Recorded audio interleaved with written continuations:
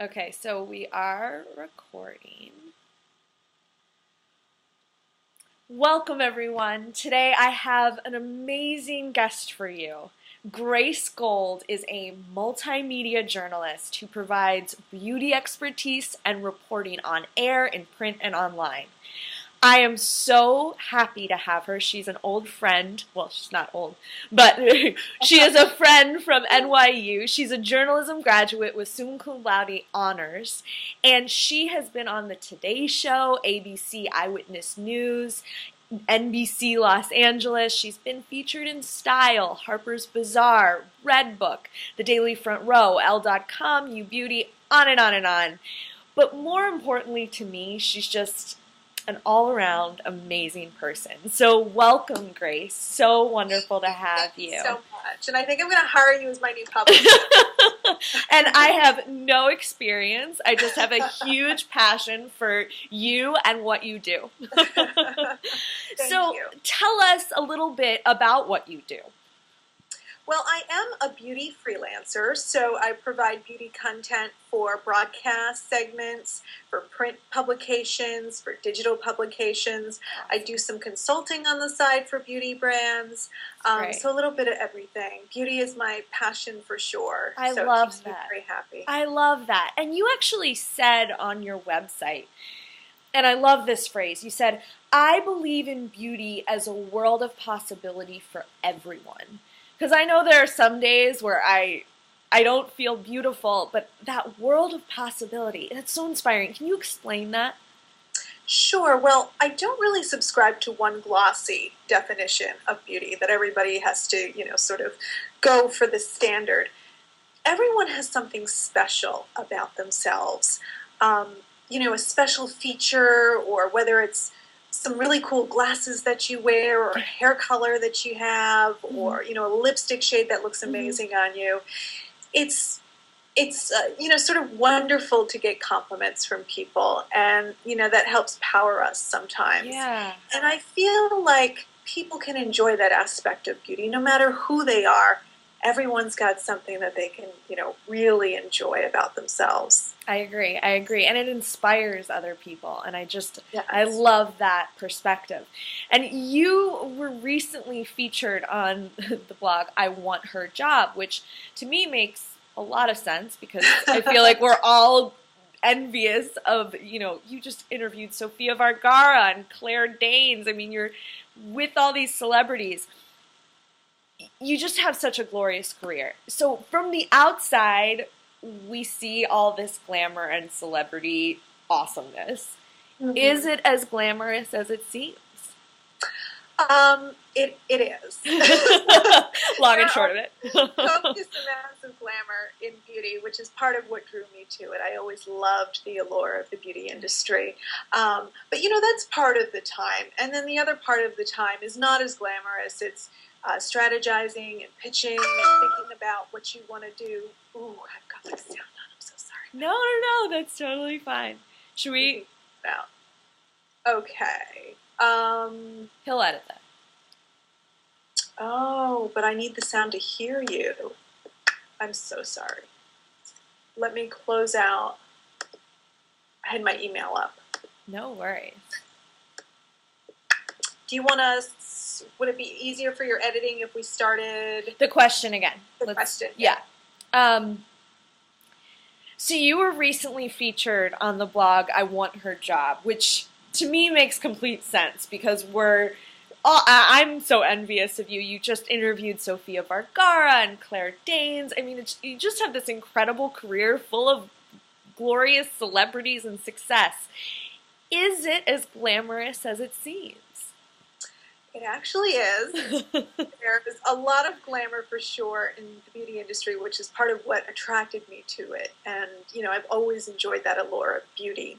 But there's certainly, that's a part of it. And then there's a lot of non-glamorous parts when you're making deadlines, Sure. When you're writing, when you're strategizing, when you're pitching. You need that in order to enjoy the more glamorous part of it. Of course. You need the darkness to appreciate the light. I get it. So to get to this glamorous, successful career, I'm sure you had your share of hurdles and obstacles. And we all do, regardless of what field we're in. What are the three biggest hurdles, regardless of what field you're in? And how do you handle them? Absolutely. I think that the biggest one today for everyone is distraction. And it's because of those phones that we carry around and social media and being pinged constantly. And, you know, there's also been studies done that shows that we get addicted to a dopamine rush when we see likes, when we see retags on Twitter or, you know, comments on Instagram. And before you know it, we're actually checking it without being conscious of it, just, you know, to get that kind of rush. So I go on digital blackouts when I'm trying to get work done. And that means I just have a Google screen up to sort of help with whatever I'm doing, but absolutely no email up, no social media. The phone has to be silenced because you really need like a block of 1 or 2 hours at least. I hear that. To get into something and to really make progress with it. So I think just not being able to concentrate is a big hurdle for a lot of people today. I also think persistence, lack of persistence. And that doesn't mean just trying once or twice or 3 times. It means just going until you get it done. And for me personally, I interviewed probably 7 or 8 times before I landed that first magazine job. And it took a year. So this kind of stuff, it doesn't happen overnight. Sometimes it doesn't happen in 1 month or 3 months. You know, it takes time, but it's a process, and you have to go through it in order to reach, you know, where you're meant to go. Yeah. And I would say the other thing is paying too much attention to folks who don't have the best advice for you. Right. So your friends, your family, they may love you, they may be very smart people, but if they're not an expert in whatever it is you're trying to do, they really don't know how to advise you. Yes. Yes. So it's very important to not be pulled by what people are telling you. Is the smart thing to do is, you know, what you should do, what makes sense.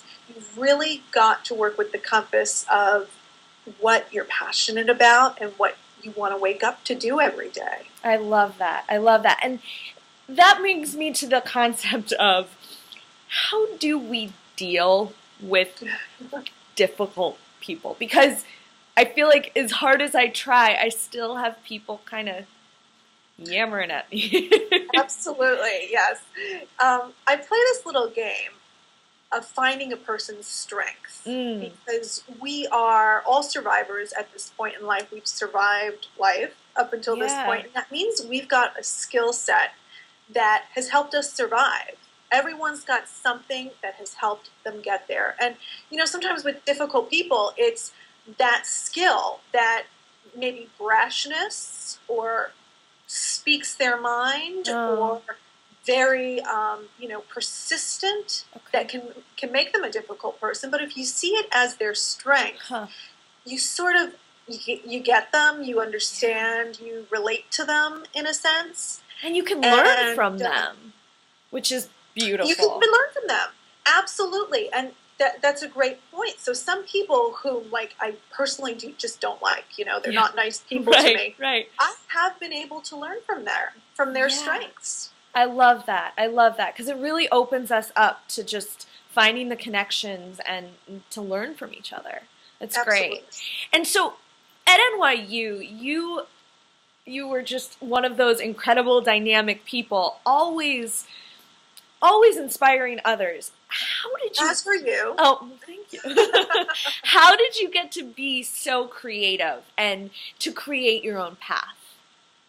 Well, I think it's very important to surround yourself with people who are creative, who are open-minded, and within your inner circle, so like your very good friends, you know, it's important, of course, to have people who love you and want the best for you. But you also need folks who keep you honest, who are honest, who don't BS you, who push you, who tell you when you can do better or how you can do better, or maybe something you should consider or try. And these type of people, even on their own journeys, influence your own and make you think about things that you can try or do. And if you're not in a community where maybe those people are physical, like physically around you, you can do it digitally these days. You know, you can find communities of like-minded people like to help the Glow that. Effect community. Absolutely. I'm going to plug that in there. Yeah. So, you know, like the Glow Effect, you can be inspired by people who help you create that creative path for yourself. I love that. I love that. So what is one habit that you put into practice on a daily basis that allows you to create your glow? Well, you know, we concentrate so much on milestones. And, you know, milestones in terms of when I reach this is my goal, this is what I need to do. And a lot of times also people want to think about escaping through vacations, and they kind of bottle up and wait until that milestone or that vacation to feel good. When I really think you need to do things every day that make you feel good. You know, whether it's taking a bath, or reading before bed, or eating a piece of chocolate with a cup of tea, or, you know, whatever it is, it's so important to almost ritualize those things so that your day-to-day life just feels good, you know, and you're excited about getting up or doing whatever it is you're doing. I get that. I mean, just raising your vibration on a daily basis keeps your glow alive. So, and that brings me to this thing. When people hear the Glow Effect, they think about external beauty, and we're so fortunate to have you as a beauty expert on here. How can we cultivate that external beauty while expanding our internal radiance? You know, the most important thing is really your skin. Having good and healthy skin, you know, it doesn't matter what else is going on.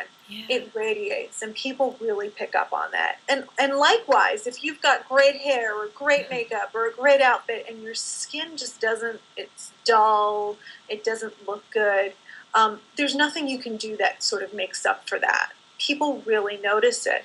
So, you know, very basically on an external level, you want to take care of your skin. And if you spend any money on beauty products, the skin is the most important. You want to cleanse and moisturize and use your SPF every day for sure. But skin is also very much connected to your inner glow. And, you know, that means how you feel. What you eat. What you eat is major. Inflammatory foods, you know, the biggest inflammatory foods are dairy and sugar and gluten, also alcohol. So if you eat a lot of that, or if you're sensitive even, and you only eat some of that, it can really be expressed in your skin. Yes. If you're dealing with breakouts, I always recommend try going off dairy. You'll be amazed at how many people see results. It's influenced my life dramatically. 10 years without dairy. It's changed. It's changed everything. And I'm sure you've seen some difference in your skin. Absolutely, absolutely. And my whole life, I just feel better.